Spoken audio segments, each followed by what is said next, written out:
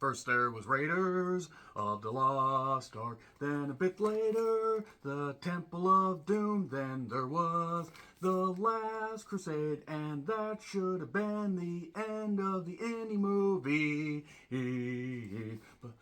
But it wasn't, because Kingdom of the Crystal Skull was next. Was this movie necessary? No, but it was the worst entry in the series,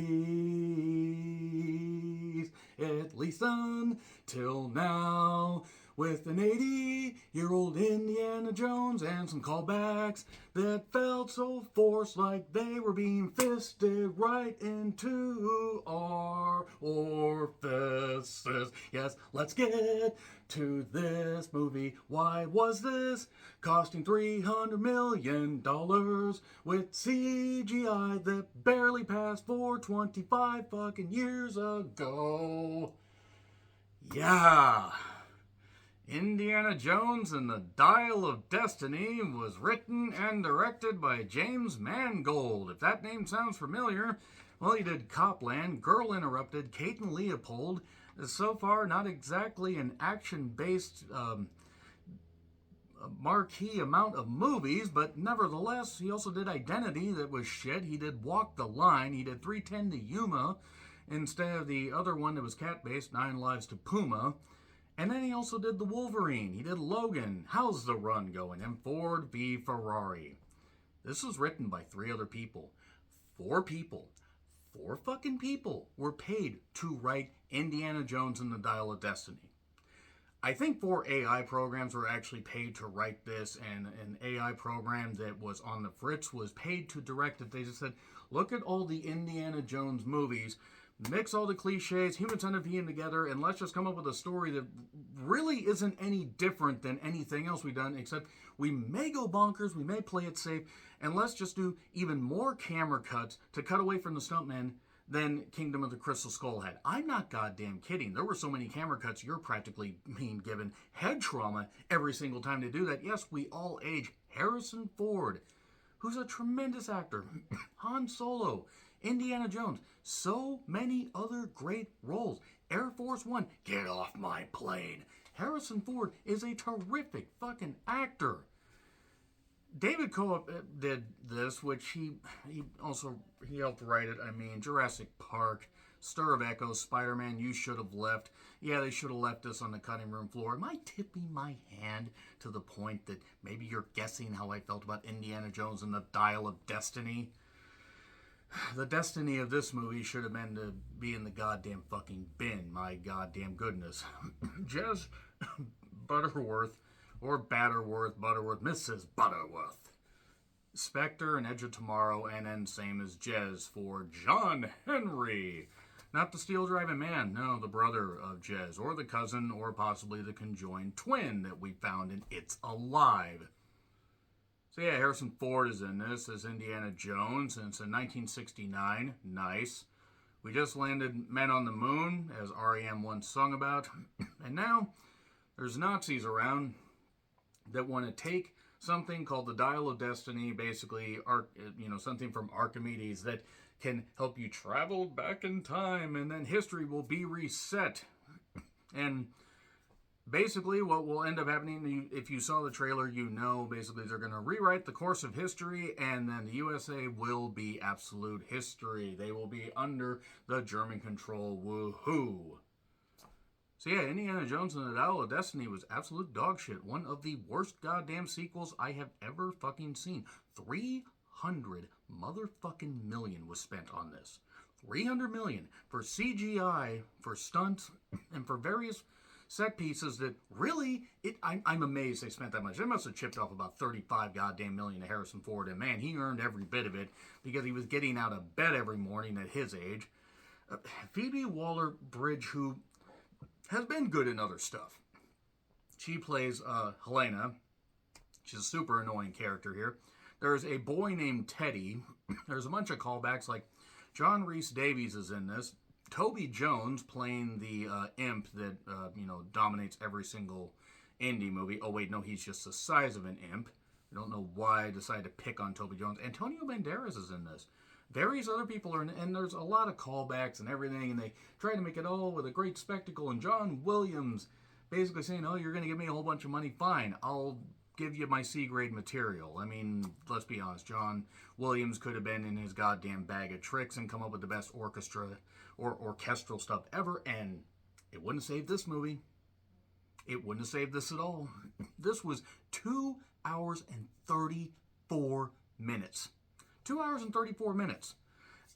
To be perfectly honest, I mean, I don't even remember. You know what? I'm going to take a look at the goddamn box here, because I know for a fact, actually, that Kingdom of the Crystal Skull was overly long, but at least it zoomed by a little bit quicker. Let's just talk about the other Indiana Jones movies here before I dive into any spoiler territory, because it does start with an overly long intro of India, de-age Harrison Ford trying to get the dial on a train, all that, and then we smash cut to 1969, where he feels like a relic and he doesn't fit in this world, and that's driven to death, which, yes, we all age and everybody might feel that they don't belong in a certain world. I'm so fed up with this world. Oh, hi, Mark. Now, The Room actually was playing for its 20th anniversary in theaters nationwide for some reason. The writing was actually about on par with The Room. I'm not kidding. This was some atrocious writing. With any of the stunts, just felt samey. Didn't really, none of it really felt organic. James Mangold, who has proven himself to be a pretty competent director, despite the hit and miss stuff on his IMDb page. Check it out for the full listing. This felt like it was just beat for beat an AI, bot version of Indiana Jones. That's about all it was. After we get Mads Mikkelsen, who is terrific, who is an incredible actor, who is great as a villain. He is great just being, this just searing evil presence, even though apparently, based on interviews, he's a really nice guy. But he has that look and has that face to play a villain, and he plays the most generic goddamn villain. You thought Cate Blanchett was generic? She looked great. She could have threatened me with a sword and stepped on me for all I want, but that's another story for another day. Mads Mikkelsen, Dr. Voller, he wants absolute power. Yeah, if you're not guessing by now, one of the worst goddamn things I've seen this year. And I went in with pretty low expectations, because after rewatching them, and recognizing that maybe Temple of Doom was a little bit out there and wasn't exactly the best Indiana Jones offering of the trilogy, it still was pretty good. And Kingdom of the Crystal Skull just felt like a series of set pieces, and felt like it was, Spielberg just being given a bunch of money and like, okay, yeah, I'll just do Indiana Jones. I don't care. This one doesn't have Spielberg or George Lucas involved. And I'm not going to say they created magic, but at least with Kingdom of the Crystal Skull, there were a few moments when Shia LaBeouf was not on screen. They reference him here in this movie. This tries to bring the Indiana Jones story to a close. And let me tell you right now, when it tries to actually bring it to a close and tries to do something later on in the third act, I said, okay, James Mangold, fuck you. How fucking dare you? This movie was atrocious. This movie lost me. It wasn't even that it's supposed to be fanciful, fun, and adventurous. Just, it starts, with the Nazi train scene, or escaping Nazi Germany. Even though at that point, the Führer had fallen. And then we go with chase scenes. Helena does something. They're trying to get the first part of the dial, the second part of the dial.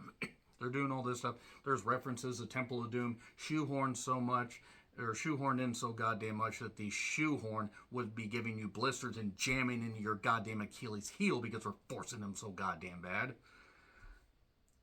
And every character in this just is generic in one note. You don't even care about Indy in this. I mean, they try to make it conflicted where he doesn't want to be part of this. He feels old, he's tired, and he's working with a fucking child again. But no, this movie ends up just essentially being a series of stunts, chase scenes that don't amount to anything. They're overly long. There's this point where they're in a foreign country doing this chase scene, and it's just so goddamn ridiculous. There's no way that vehicle would survive that. And I don't try to apply too much logic to action-adventure movies, but when I was watching that, I'm like, you have got to be goddamn kidding me. That vehicle doesn't even look like it could go down a small incline that's smooth without bursting into flames like a Ford Hugo. And then there's stupid betray. The villains somehow managed to keep finding Indy with every single, around every single turn, or every single corner, and then they're over here, they're underwater, they're doing all this stuff, and none of it means anything. None of it feels organic. It doesn't feel alive.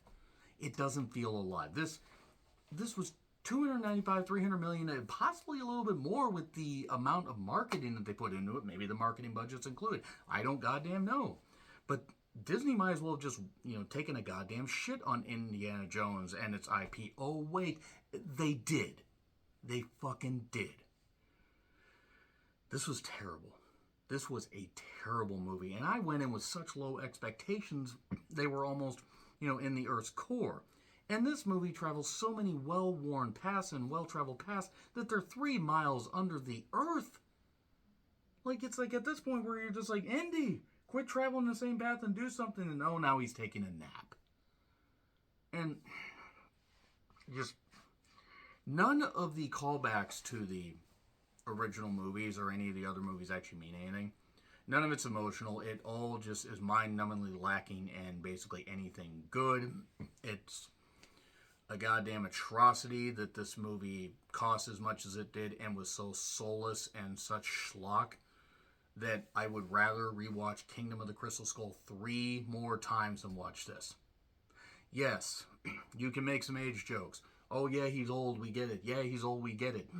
And oh, we could go this way with it.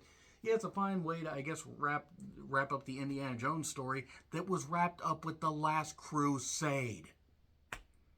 And ever since then, we get, Indiana Jones video games, Lego Indiana Jones. We get other stuff. They could try to reboot this at some point. They're probably going to have to wait till Harrison Ford is dead to do that. But I'm not going to live long enough for there to be another Indiana Jones movie that's any goddamn good. One of the worst films of the year. Holy fucking shit. Ugly, boring, monotonous. Let's get into the goddamn spoilers. It's in theaters. Check it out. The crowd I was with apparently seemed to enjoy it, so maybe I'm just, I don't know, soulless and just, I don't like anything anymore. Goddamn, this was dog shit. Harrison Ford. Poor Harrison Ford, but he got paid a lot. 3, 2, 1. Spoilers. Okay, so the Dial of Destiny is going to help Dr. Voller travel back, and he wants to kill Hitler, and he wants to take over as the Führer and take Germany in the best direction because he learned from Hitler's mistakes. No, really, that is what he wants to fucking do. And also, the character Teddy, I have nothing against kid actors, teenage actors, but that kid was so super annoying that, yeah, they actually tried to recreate Short Round and Indy with Teddy and Helena. Helena explains later, after she has stolen half the dial from Indy and a really, really terribly convoluted, ridiculous thing with the CIA and the KGB and the ESPN and CBS affiliates and the Dumont network that was defunct by this point, doing all this stuff. And then that goes in another direction because Dr. Voller has survived this train accident where he literally got sent off the goddamn train. It was hilarious, and the CGI was so bad, so goddamn bad. That train scene, by the way, let me get to the train scene.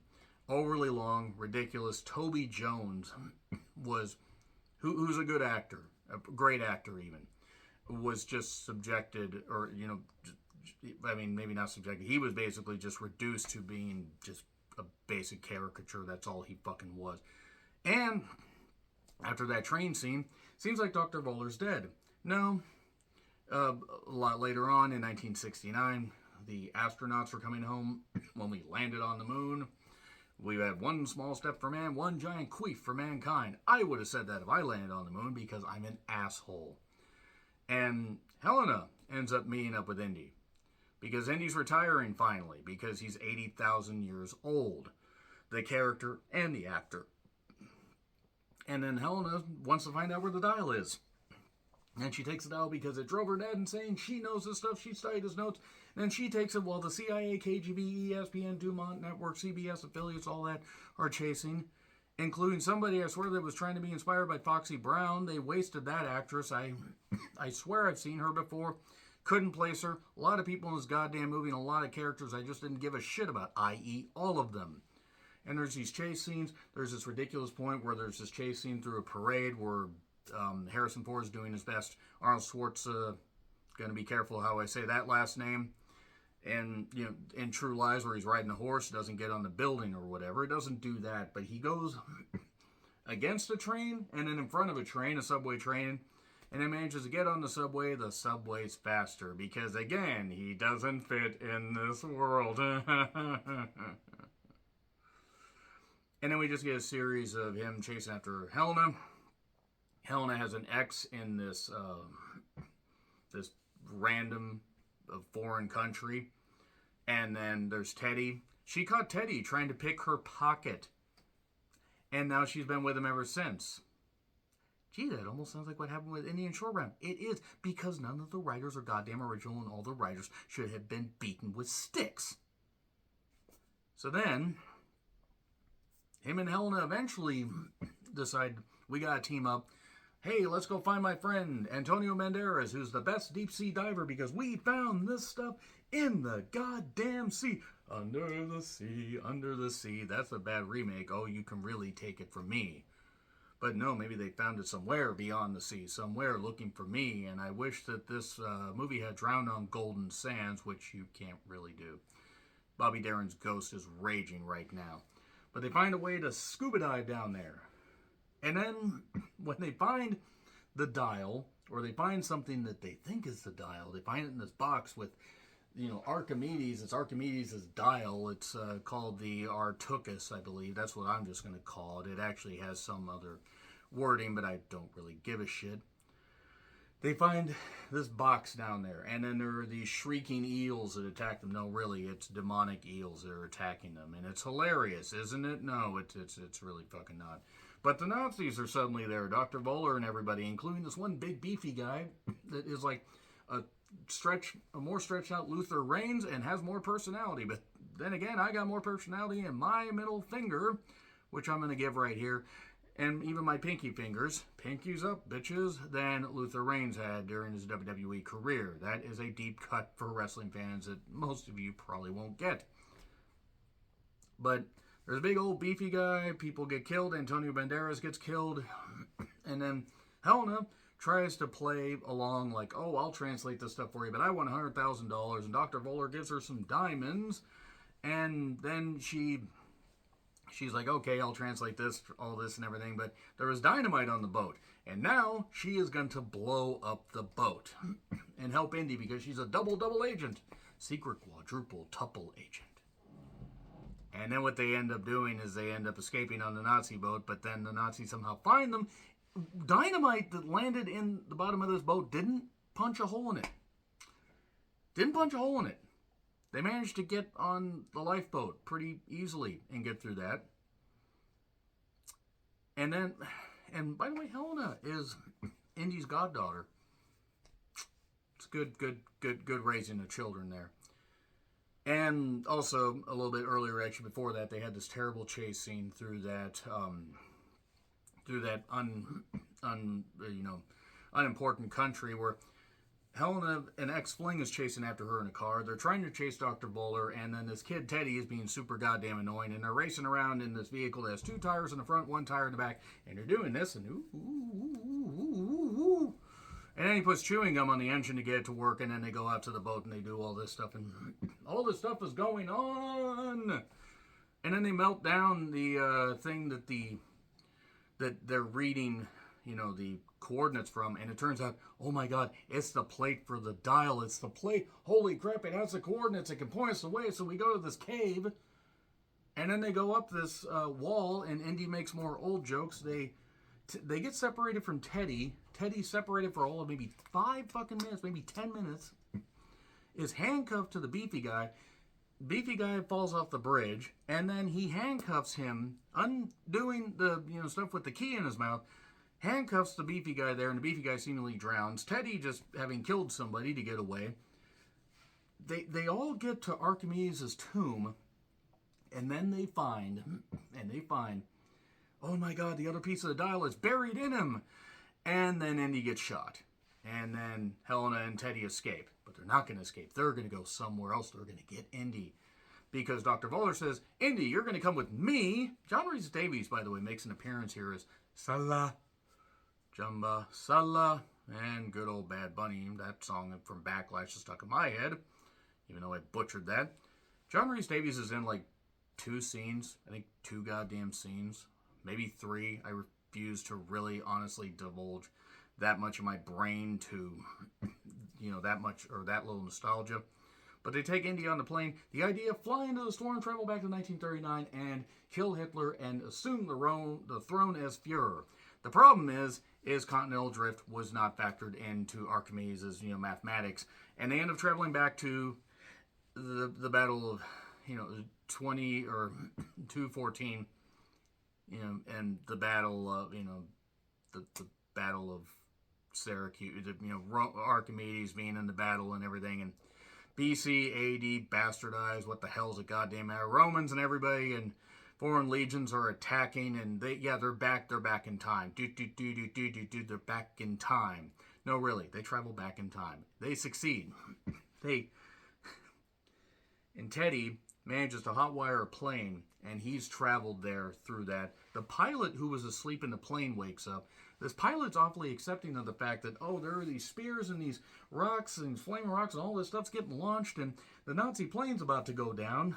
So Dr. Voller is like, well, shit, we're dead, because they were going to try to go back up into the sky, into the eye of the deal. I calculate wrong, but then they crash because they get shot up more. Indy's been shot, by the way. He's somehow remarkably okay.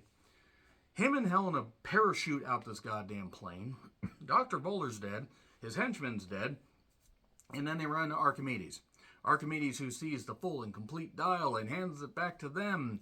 And then he finds Dr. Voller's watch because there was stuff on Archimedes' corpse. Like modern technology. Oh, that's how he found it. Okay. No. How dare you keep playing with history like that, you goddamn atrocity to Hollywood? Then Indy says, I traveled the world enough. I want to stay and learn from Archimedes.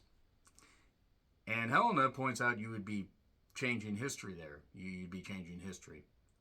So he's like, I'm going to do this. And then Indy turns around, Helena punches him out. And then they get on this plane that Teddy was flying, along with this pilot that's just along for the ride, apparently.